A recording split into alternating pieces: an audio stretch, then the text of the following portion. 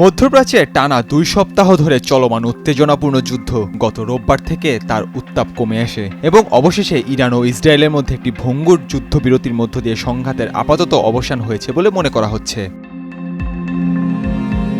মার্কিন president Donald Trump এটিকে 12 দিনের যুদ্ধ বলে আখ্যায়িত করেছেন। এই যুদ্ধ শেষ হয়েছে বলে দাবি করেছেন ট্রাম্প। ইসরায়েলের প্রধানমন্ত্রী বেঞ্জামিন নেতানিয়াহু এবং ইরানের নেতারাও তারা প্রত্যেকেই নিজেদের শর্তে যুদ্ধবিরতি কার্যকর হয়েছে বলে দাবি করছেন। কিন্তু আসল ঘটনা কি? ইসরায়েল কি অর্জন করলো? ইরান কি তাদের কৌশলগত পারমাণবিক সম্পদ রক্ষা করতে পারলো? আর এই যুদ্ধবিরতি থেকে আদৌ শান্তির পথ খুলে দেবে? টানা 11 দিন ধরে ইরানের ওপর লাগাতার বিমান হামলার ইসরায়েল আদৌ কি অর্জন করলো? এগুলো এখন মূল প্রশ্ন। যুদ্ধবিরতির ঘোষণা দেয়া ইসরায়েলি প্রধানমন্ত্রী বেঞ্জামিন নেতানিয়াহু বলেছিলেন লক্ষ্য পূরণ হয়েছে, কিন্তু বাস্তব চিত্র বলছে ভিন্ন কথা। যুদ্ধ শুরুর পর নেতানিয়াহু তার 2টি উদ্দেশ্যের কথা ঘোষণা করেছিলেন। সেগুলো হলো ইরানের পরমাণু কর্মসূচিকে ধ্বংস করা এবং ইরানের সরকার পরিবর্তন বা রেজিম চেঞ্জ। ইরানের পারমাণবিক কর্মসূচি কি ধ্বংস করতে পেরেছে ইসরায়েল? উত্তরটি সম্ভবত না।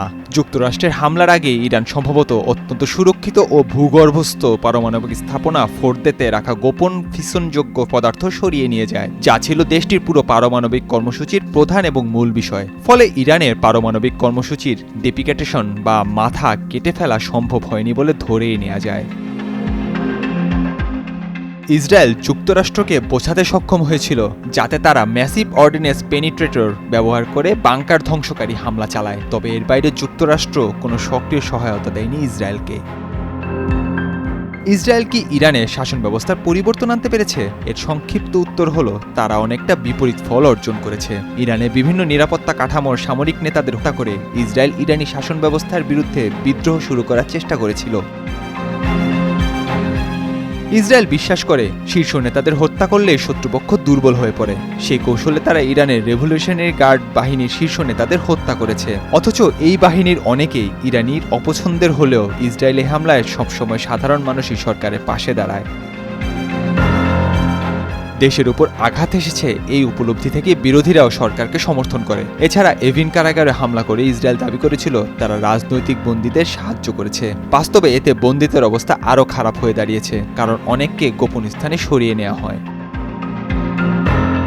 অন্যদিকে ইসরায়েলের ডুমসডে ক্লক বা ঘড়ি ধ্বংস কিংবা ইরানি রাষ্ট্রীয় টেলিভিশনে হামলার মতো প্রচেষ্টা আন্তর্জাতিক মহলে তেমন কোনো সমর্থনই পায়নি, বরং এ ধরনের কর্মকাণ্ড এবং হামলা কিছুটা হাস্যকরই ঠেকেছে।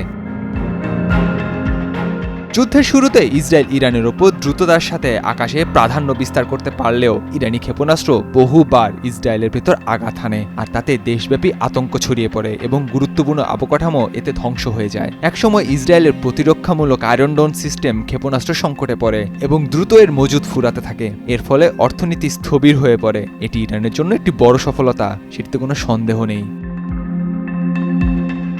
ইসরায়েলের হামলায় ইরানের শত শত মানুষ হতাহত ও দেশটির পরিকাঠামোগত ক্ষয়ক্ষতির শিকার হলেও ইসলামী প্রজাতন্ত্র এখনও টিকে রয়েছে। তেহরান ধসে পড়েনি। ইরানি ক্ষেপণাস্ত্র লক্ষ্যভেদে সফল হয়েছে। বিশ্বে তারা আক্রান্ত দেশ হিসেবে পরিচিতি পেয়েছে। এটি ইসরায়েলের জন্য একটি বড় নেতিবাচক দিক।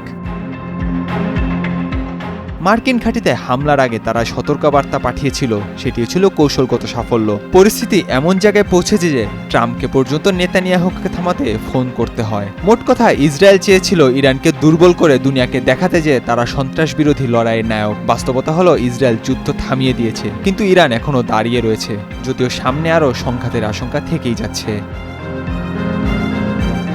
নাহিয়ান আরিফিন, নয়া দিগন্ত।